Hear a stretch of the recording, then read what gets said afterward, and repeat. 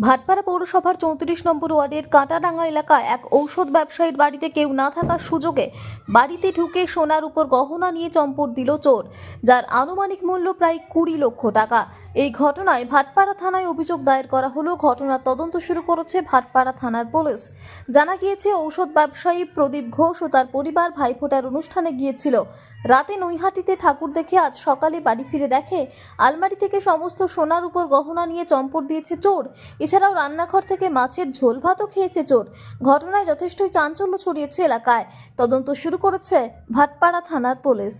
বাড়িতে বউ হয়েছিল, ভাই পড়া হয়েছে, মা হয়েছিল, ভাই পড়া হয়েছে। হ্যাঁ, আমি দোকানদারি করছিলাম, 10টা বেলা এসেছিলাম। এসে পরে আসলাম, দেখি কেউ যেমন তালা লক করে গেলাম। যাওয়ার পরে আমি দেখলাম নয় ঠাকুর দেখতে। এইবারে তো শুনি এরকম এই ঘটনা। কখন এসে মানে রাতে এসেই দেখলি? আমি রাত্রে আসিনি, আচ্ছা, আমি সকালে, রাত্রে অনেক জাম ছিল, অনেক শুনলাম যে ভোরবেলা আসলাম, দেখি সব চুরি হয়ে গেছে। কি কি নিয়ে গেছে তাও? সোনা গয়না সব নিয়ে গেছে। সোনা গয়না নিয়েছে আর এইসব আর কত টাকার আনুমানিক মূল্য হবে সোনা গয়না? অনেক মূল্য, অনেক অনেক। আমি সেটা বলতে পারবো না এখন সোনার দাম কত। সোনা 8-10 লাখ টাকা, 20 লাখ টাকা হবে। এখন 1 লাখ, হ্যাঁ, হ্যাঁ। 8 লাখ টাকা 30,000। না না, এখন সোনা ভরি কত, 1,30,000।